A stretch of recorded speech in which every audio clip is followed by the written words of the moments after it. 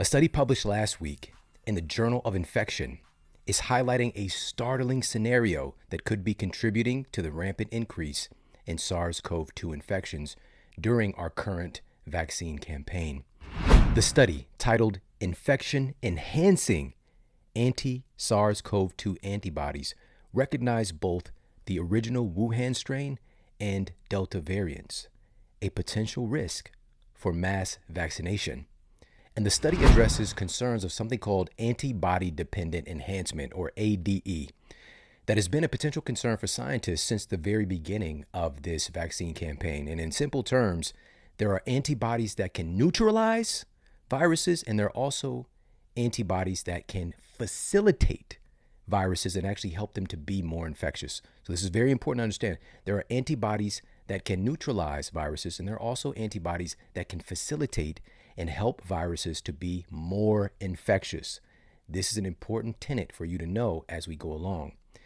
In the study, they state, quote, in the case of the Delta variant, neutralizing antibodies have a decreased affinity for the spike protein, whereas facilitating antibodies display a strikingly increased affinity. Now, in a general sense, ADE, again, antibody-dependent enhancement, is a phenomenon in which suboptimal antibodies induced by a vaccine in this instance bind to a virus and actually make the virus better at entering the host cells and replicating. So in another sense, ADE can signify when virus neutralizing antibodies are outmatched by virus facilitating antibodies. All right? Both activities can be going on, but how are the scales going to be tipped? That's the question. And the researchers' analysis states, quote, the epitope, which is a part of an antigen that an antibody attaches itself to, the epitope recognized by this antibody on the flat N-terminal domain surface is dramatically affected in the N-terminal domain of Delta variants, suggesting a significant loss of activity in vaccinated people exposed to the Delta variant. More generally, it can be reasonably assumed that the balance between neutralizing and facilitating antibodies may greatly differ according to the virus strain, and the emergence of SARS-CoV-2 variants may tip the scales in favor of infection enhancement. They then state that, quote, ADE may occur in people receiving vaccines based on the original Wuhan strain spike sequence, either mRNA or viral vectors, and then exposed to a Delta variant, unquote.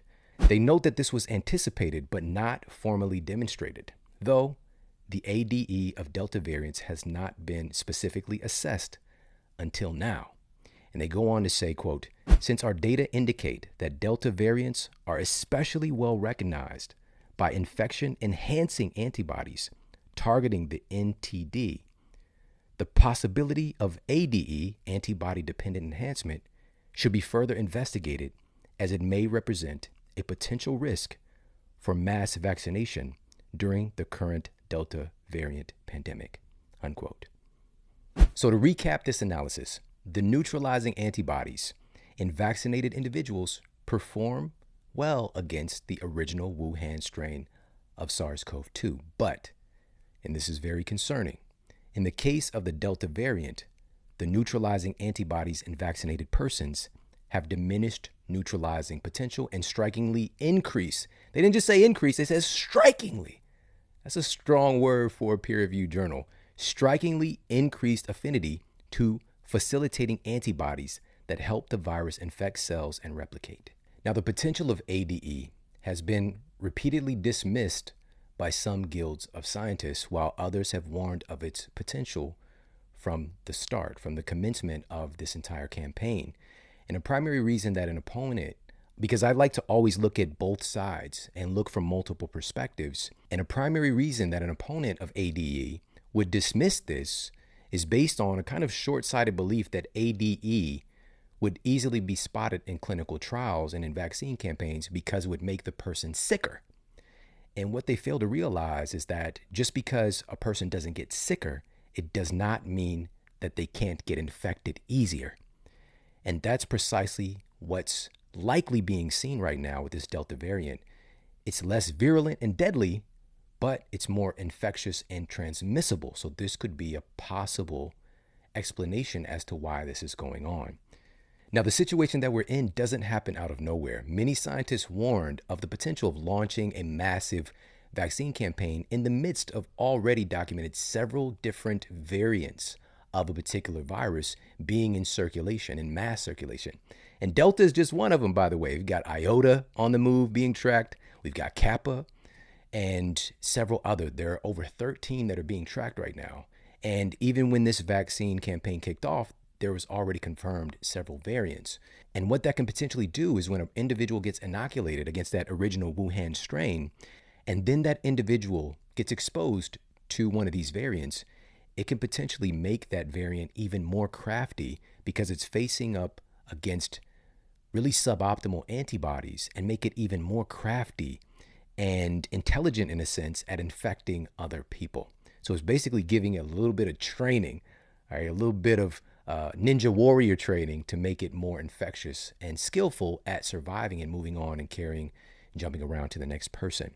So again, many prestigious scientists have warned of this potential since the very beginning, including virologist Dr. Gert Vanden Bossche, who's worked on a plethora of vaccine projects himself, including his work with one of the largest pharmaceutical companies in the world, GlaxoSmithKline, and working with the Bill and Melinda Gates Foundation as well, and also working with the Global Alliance for Vaccines and Immunization as the Senior Ebola Program Manager. He's an advocate of safe vaccinations and somebody who believes in the power of vaccines.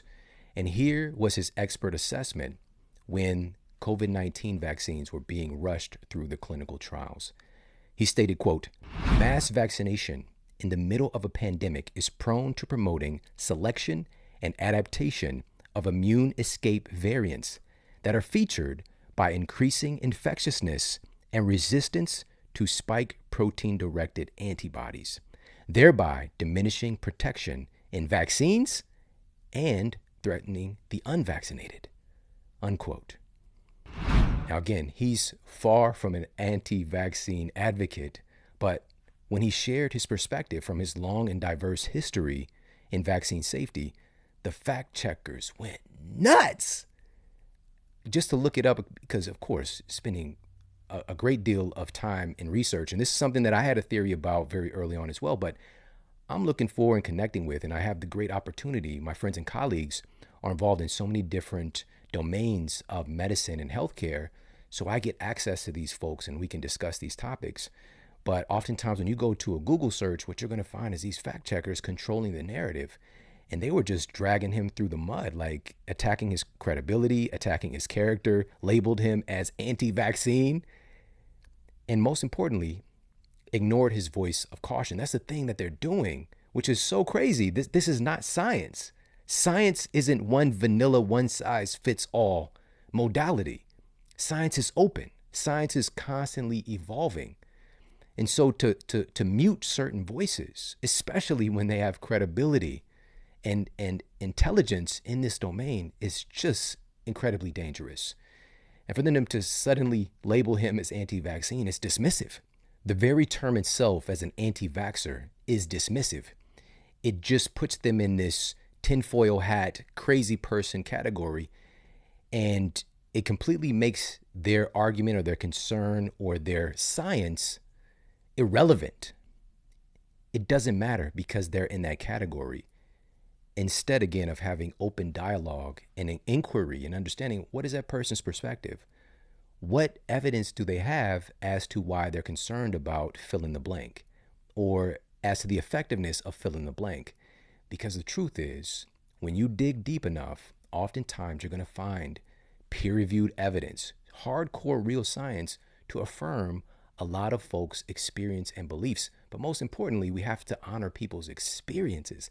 If they've been harmed by these things, if they've been harmed by the pharmaceutical paradigm that we exist in, because a lot of folks don't realize Johns Hopkins University has affirmed this particular data, but hundreds of thousands of people die each year due to pharmaceutical drugs. And it's just like, that doesn't exist.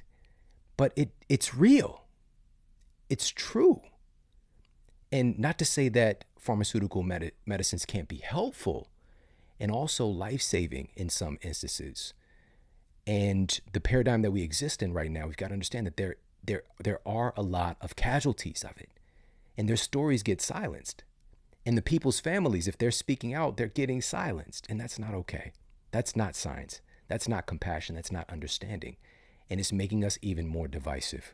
Now, was Dr. Vanden Bosch the only one sounding the alarm of the potential dangers of ADE with this sudden vaccine campaign? Well, a study published in one of the most prestigious journals in the world, the journal Nature, Microbiology, titled Antibody Dependent Enhancement in SARS-CoV-2 Vaccines and Therapies, rung the alarm of concern as well. This study, published over a year ago now, stated, quote, data from the study of SARS-CoV-1 and other respiratory viruses suggest that anti-SARS-CoV-2 antibodies could exacerbate COVID-19 through antibody-dependent enhancement, ADE. Ringing the alarm, ding, ding, ding. Hey, we might want to look at this. We tried this with SARS-CoV-1. It didn't go well. Continuing on in their statement, previous respiratory virus vaccine studies revealed human clinical safety risk relating to ADE, resulting in failed vaccine trials, unquote. But that's when they had room. They had room to take things slowly, to investigate. We didn't have room this time. Everything was push, push, push. Let's skip the normal modality of clinical trials. And you could say that it's rushed, right? We've got this paradigm, this express track. We've got this Project Lightspeed paradigm that we can rush biology, that we can rush and understand the responses that happen in the human body, in the human brain, the most complicated object in the known universe, just within a span of a couple of months of clinical trials. That's not how it works. In no way was this ever appropriate. But again, we're just trying to figure this stuff out and do the best that we can. But again, seeing that those trials failed, the study in Nature goes on to state, quote, one potential hurdle for antibody-based vaccines and therapeutics is the risk of exacerbating COVID-19 severity via antibody-dependent enhancement, ADE. ADE can increase the severity of multiple viral infections, including other respiratory issues, unquote. Now, again, this is under the assumption, this is missed by a lot of intelligent people, this isn't just about the person getting sicker. This can also indicate that the person is getting infected more easily, that the person is becoming more transmissible, that the person is enhancing the activity of the virus in some form or fashion. It doesn't have to be this black or white, does the person get sicker? That's a very minute way of analyzing a much, much bigger picture of what nature can do. This study is demonstrating a credible possibility of this campaign to potentially make things worse, which can be incredibly difficult to rationalize. It's not going to make sense for a lot of folks, especially if they just bought in full force to the medical paradigm that this is the solution and it's going to fix everything. Come what may, it's never going to be the pharmaceutical company's fault. It's never going to be the fault of our perspective in this narrative. It's the fault of other people who aren't listening. So it's going to be even more difficult for folks to rationalize and understand that, yeah, this could actually be making things worse and we need to talk about it. Is that 100% certain that this campaign can make things worse or be making things worse? Of course not. No. This recent report, again, in one of the most prestigious medical journals, the Journal of Infection, is an alarming in vitro investigation with human cells and saying, hey, we might have a problem here. We're seeing that these infection-enhancing antibodies are really doing their thing. Let's talk about it. But how it plays out in the real world is still yet to be determined. But we can look for ourselves if we just take a rational moment right now and see how things are going. And we're going to dig deeper on this today.